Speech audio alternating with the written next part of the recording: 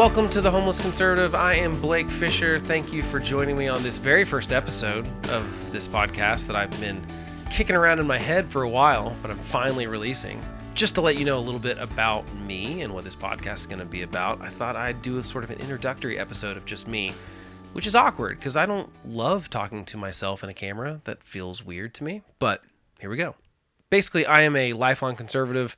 I wanted to do a conservative podcast because I'm kind of a political junkie, but I couldn't quite figure out what the format of it should be. So I tend to be the guy that my friends come and ask political questions and news questions to because they know I'm a total dork for this stuff and they don't want to have to be. And so they rely on my nerdiness so that they don't have to be a political junkie. So I don't think to be a good citizen and voter in this country, you have to be the level of political junkie that I am. I don't actually think it helps. I think it's good to be a little dialed back from where I'm at. But, you know, some people like me enjoy it a lot. And so it's good sometimes to have a friend that's like that. And so this is my attempt to be your friend that might help you with that kind of stuff on the conservative side of things. The reason it's called the Homeless Conservative is because I feel like the Republican Party has kind of gone a little crazy over the last maybe decade or 20 years or so.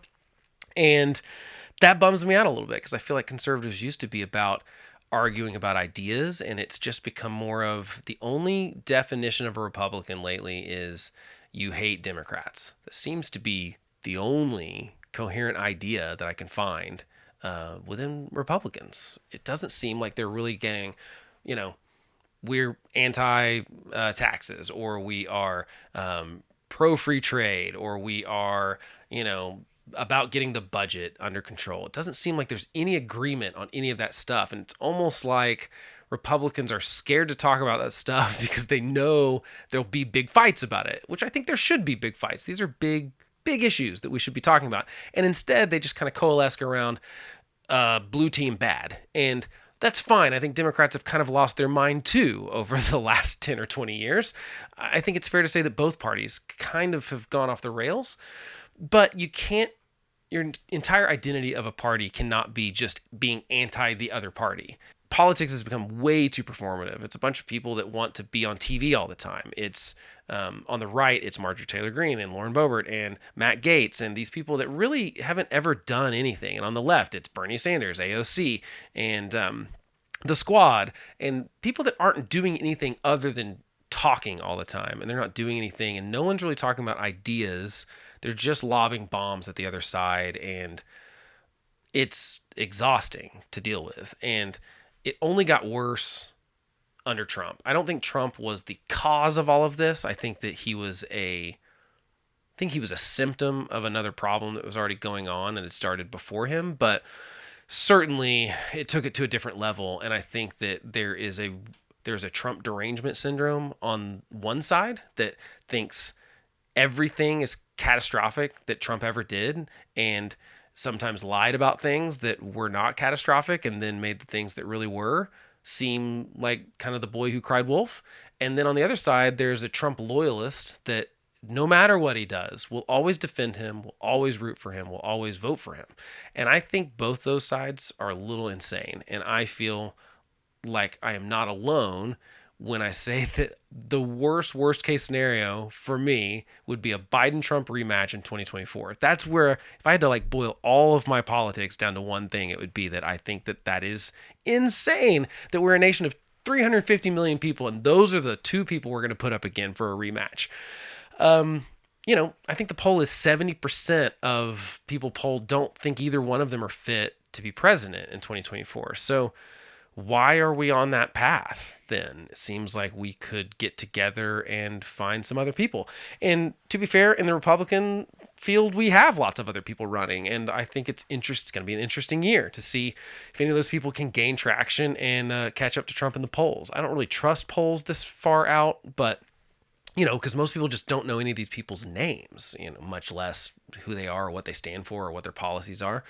So this is a podcast where I'm conservative. I've been a lifelong conservative, but I don't like the direction the party's gone in. I don't like Trump. I don't think he was that great of a president. I don't think he did that many great things. I know a lot of people disagree with me, but I just look at his record. Look, if you voted for him in 2016, fine. I get that it was a binary choice and Hillary Clinton was a terrible candidate. And I understand why someone wouldn't want Hillary Clinton to be president. I didn't want Hillary Clinton to be president. But in 2020, same thing. Honestly, if you've got a binary choice between the two of them and you chose Trump, okay. I don't think Trump was a great president.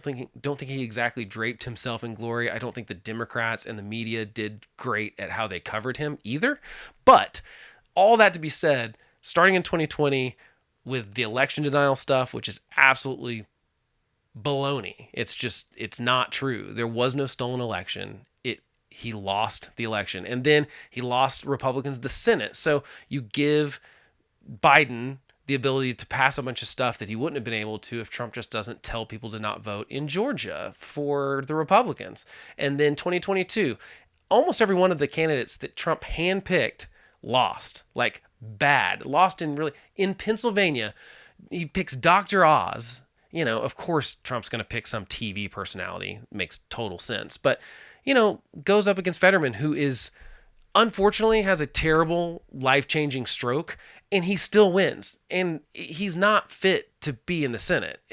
But that's how bad of a candidate Oz was. Herschel Walker.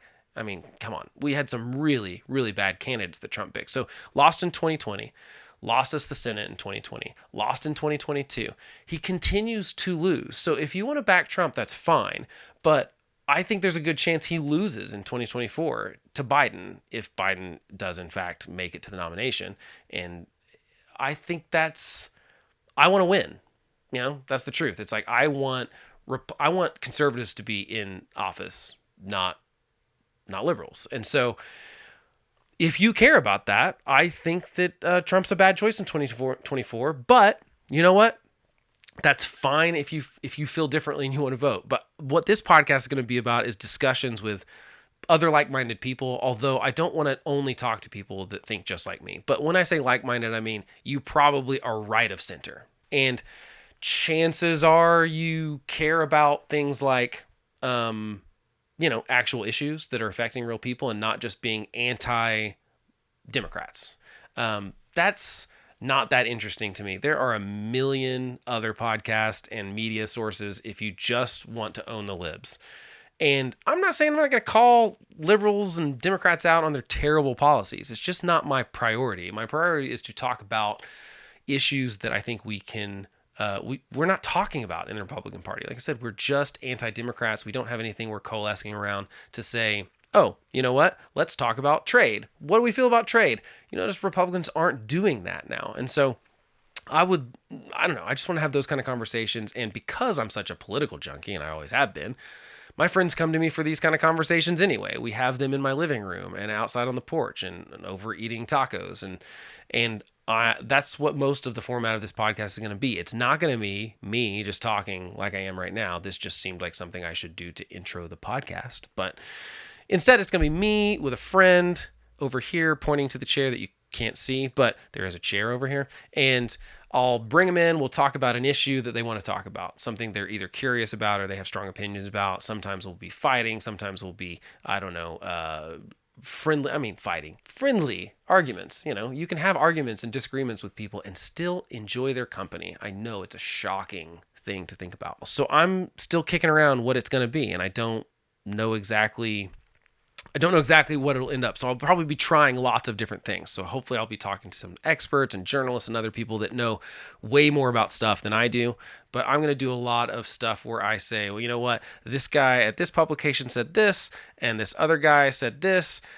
I'm maybe somewhere in between those two, but that's a good point. Here's a good counterpoint. I just think that we're not doing enough getting out of echo chambers. I don't know. I just think that we are in a really bad spot in politics in America. I think that there's small, tiny factions of both sides. So liberals and conservatives. I don't even want to call them liberals and conservatives. I want to call them hardcore progressives and the hard, like new right kind of thing. Because I don't think it's fair to call them liberals and conservatives. Because I don't think they really have principles and policy ideas and things. I think it's really just kind of bomb throwing and they kind of want the mess. And I think that they're driving most of the narrative. That's who's on Twitter. That's who we see in the news. That's who's driving all this stuff. And we think everyone's crazy. And I think most of us in this country are pretty sane. And I don't want to say in the middle in the sense that we're all centrist. I think that you can be really conservative or really liberal and still be completely sane and understand that what's going on around us is not. It's easy to see that Matt Gaetz and AOC are two sides of the same coin. And there's sort of this horseshoe theory that, it's like we go further left and right, and at some point we come up here, and it's kind of a ridiculousness on both sides that I can't take either one of them seriously. And yet they are gigantic fundraisers for the party. They are the most newsworthy, quote unquote, Congress people. And to me, it's a kind of a sad state of affairs if those are the people driving our political discussions. And I don't like it. And I want to have a different version of that. And so, 70% of the people don't like Biden or Trump for president. I think that there's a lot of people in this country that think politics has gone crazy, but think we don't know what to do about it. So I'm hoping this podcast can be something where we can talk about what to do about it. I don't have any delusions of grandeur to think that I'm going to solve America's problems on a podcast. I don't, but I think that there's a lot of people that don't have somewhere where they can turn to. If you're conservative and you maybe don't know what to turn for news and stuff like that, I don't think you should just listen to one source or watch one source. I think that that's not ever great, but I think that I want to be a podcast where you could turn and at least get some reasonable conversations with people that have different opinions, and you'll go make up your own mind for yourself. I hope that I can do that. I don't want to tell you what to think necessarily. I just want to tell you maybe what I think and try to separate facts from opinions. A few housekeeping things. I'm doing video for this because it seems smart. YouTube's actually one of the bigger podcast platforms out there. And so, I'm doing video, and I'm learning video. I've never done video before. So forgive me. And as I'm learning, you'll see them slowly get better and better, hopefully. But if you're into video stuff, you can watch these on YouTube, or Spotify does video podcasts as well now. But if you're not into that and you just want to listen to them, you can listen to it on all the podcast platforms. There are a couple upsides to watching the video, though. When I have conversations with people, I am going to try to kind of fact check any stats I might get wrong or things I misspeak about with little graphics on the screen. And, so there's a slight upside. I'll try to put those things in the notes as well on podcasts, but who reads podcast notes, right? I mean, no one. Okay, so we're only one episode in. I don't expect you to do this stuff now, but if you have a friend that you think might enjoy it, share it with them. That would be great. You can subscribe so that these will just show up when you're ready. I would love if you would subscribe. That'd be great. That helps the show a lot as I start out. And so subscribe, rate it. Don't rate it yet. You're only one episode in. This is a bad episode. At least listen to some of the conversational ones first, and then give it a rating.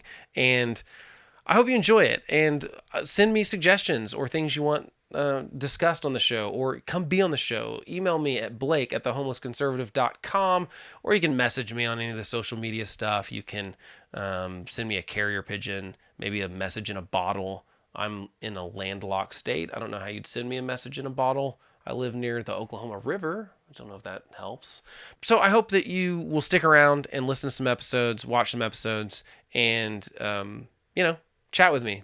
Tell me when I'm wrong. Tell me when you disagree with me. I'm totally okay with that. It doesn't bother me. Just do it in a nice way, okay? You don't have to call names. It's not necessary, although it hurts my wife's feelings a lot more than it hurts mine. She read the comments section on my Instagram the other day. She'd been off Instagram for, I don't know, a year, and got back on, and she was like, people are so mean in the comments. Yeah, I'm talking about politics. It's gonna get nasty, but I'm gonna ignore those people. If you're nice though, feel free to disagree. Just, name calling, it says more about you than it says about me. So that's it. Thanks for joining me for episode 1. Like, subscribe, all that fun stuff, and catch the next episode where I talk to my neighbor Mackenzie about, in her words, Daddy DeSantis, who she's very excited about. I didn't know about this Daddy DeSantis nickname, but apparently some of the ladies are very excited about Ron DeSantis. I didn't know that he was so handsome. I'm learning things, see?